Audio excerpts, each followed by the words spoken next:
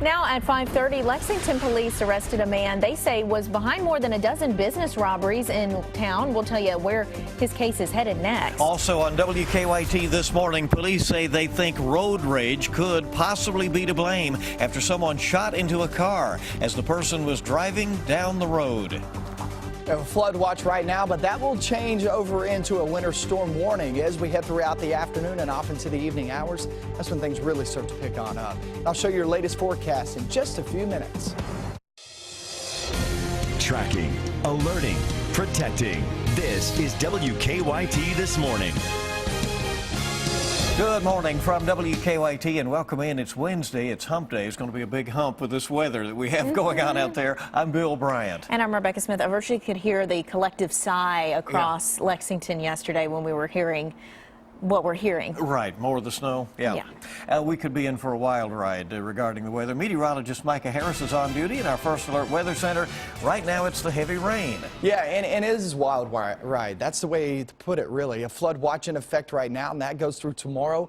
We'll start to throw in actually a winter storm warning in effect later on this afternoon and off into tomorrow, too. We have a lot going on top of each other. So really heavy rain across from Lexington northbound and westbound. Go down toward the south, not so much just yet, but this stuff right here actually moves towards you guys. You see the rain actually moving toward the northeast, but the whole system is tracking southeast. We're at 41 there in Lexington, really wet conditions. Lexington, Frankfort, and Georgetown. Down toward Corbin, yeah, you have a little rain, but wait for it, and it's some really heavy rain comes moving into your neck of the woods soon.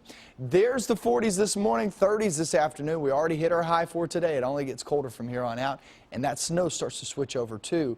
And toward the afternoon and off into the evening hours. Overnight and into tomorrow, look, the snow isn't going anywhere anytime soon. I'll show you when it finally moves on out and also when it begins, coming up in a few minutes. All right, Micah, we'll see you in just a little bit. And so the saying goes, practice makes perfect. And that's what folks in Lexington are saying now about preparations for this upcoming winter storm. Yeah, perhaps perfectly frustrated, right? A lot of us. Emergency crews, though, they are prepared, they say, for this next round of winter weather. Folks are making sure to stock up on essentials earlier than before. WKYT's Mark Barber is live in downtown Lexington with a look at the preparations underway. Good morning, Rebecca and Bill. Lexington city leaders certainly hope that practice makes perfect because as another massive winter storm is barreling down on the bluegrass, they are still fixing up trouble spots from the last big winter storm. Lexington's City Government Center is opening up for the first time this morning in the first time in 4 days, after a weather-related electrical fire in the parking garage closed the building this weekend. City crews are now starting to turn their attention from frozen pipes and building maintenance to slick streets. The rain is coming down hard this morning and roads are already slippery, but road crews say drivers can expect to see drastically different conditions tonight when this rain turns to snow. With between 8 to 14 inches of snow expected to hit Lexington tonight and tomorrow morning, road crews are preparing for yet another round of winter weather. Some people are already starting to stock up on food and shovels. That's really no surprise because it took about a week and a half for some people to dig out of snowy side streets after the last storm hit 2 weeks ago. We tried to get an early jump on it. Last time we went last minute and it was packed. So we're trying to get in here and get out, get some water, just basic stuff so we're prepared in case it does become. Road crews say they have plenty of road salt and their equipment is ready to go. Many of them are starting their 12-hour shifts right now. Live in Lexington, Mark Barber, WKYT. Well, state road crews say they are ready for this latest round of winter weather, whatever it may bring. However, the Kentucky Transportation Cabinet says crews were not able to pre-treat roads yesterday because of heavy rains.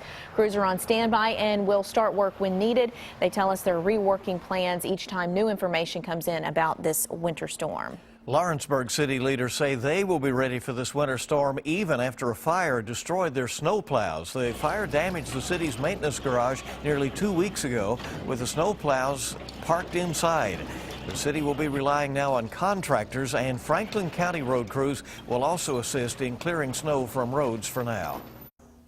I think I can say to the citizens of Lawrenceburg that we're prepared as well as we can be prepared under the circumstances. Lawrenceburg still has a single truck left with a scraper and salt spreader. Firefighters still are not sure what caused that fire. As Floyd County braces for more snow and sleet, folks there still feeling the effects of the last winter storm. Some people haven't had running water going on 12 straight days now. Floyd County's Water and Sewer District says 500 customers didn't have service as of Tuesday afternoon. Folks who live in the area say they've had to pump water from nearby streams just to do laundry or flush a toilet. And you may have to pay more for your next heating bill thanks to those bitterly cold temperatures over the last few weeks. Kentucky utilities leaders say they want to help customers who can't afford their heating bills. KU is donating more than $200,000 to community action groups as well as to shelters and other nonprofit organizations. They'll also up their contributions to the company's heating assistance program. Fayette County school leaders say they're planning to have school today, but they're going to keep a very close eye on the forecast in case they need to decide on an early dismissal. 4 school districts are closed today. There's no school in Clay, Grant, Harrison, and Owen counties. And Scott County Middle School is still closed today because of a heating problem, but all other Scott County schools will be open. You'll find a complete list of closings, delays, and of course our updated forecast always at WKYT.com. After weeks of investigating, Lexington police say they have finally caught a man accused of more than a dozen robberies across town. 30-year-old Darnell Thomas Jr. will be arraigned in court today on those charges. WKYT's Hillary Thornton is live from the scene of his latest robbery, the Tobacco Zone on North Broadway. Good morning.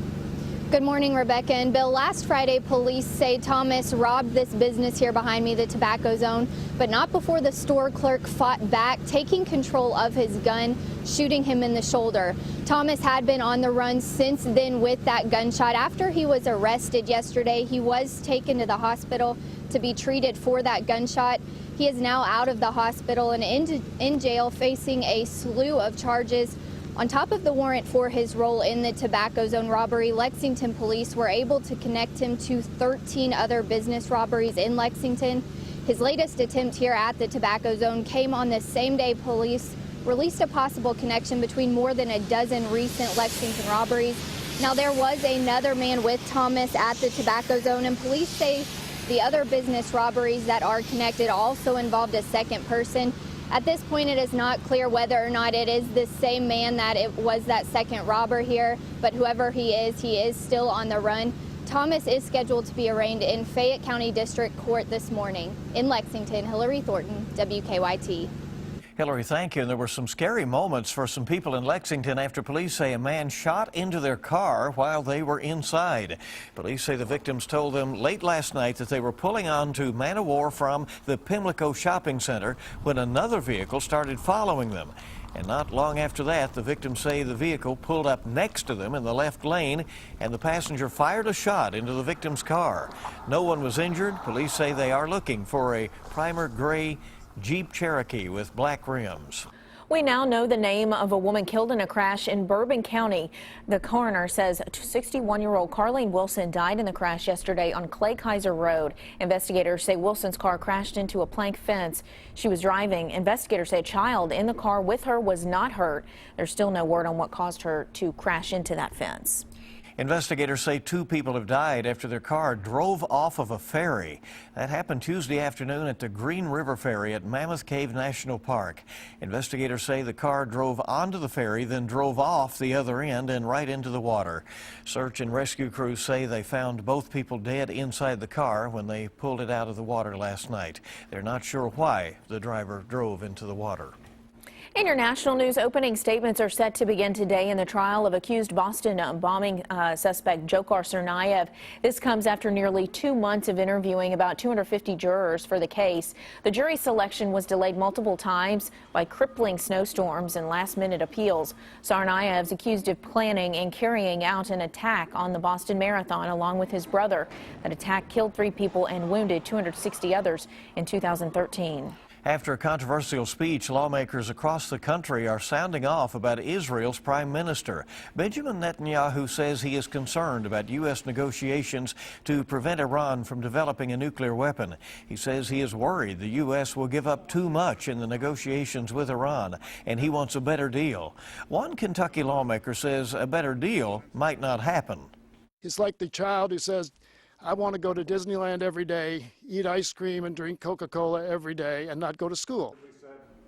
The Obama administration did not want Netanyahu to address lawmakers while nuclear talks are underway, but House Speaker John Boehner invited him. Well, ice cream used as a bribe for school kids? That's what one Kentucky school is doing to get kids to eat their lunch. All right, file this one under whatever works. St. Joseph Elementary in Crescent Springs says when federal guidelines changed in 2012, fewer students actually bought their lunch, so they've decided to add ice cream to the menu, according to a Cincinnati station. One school system says they've seen a drop of 19,000 in the purchase of school lunches. More than 500 school systems have opted out of the federal lunch program altogether.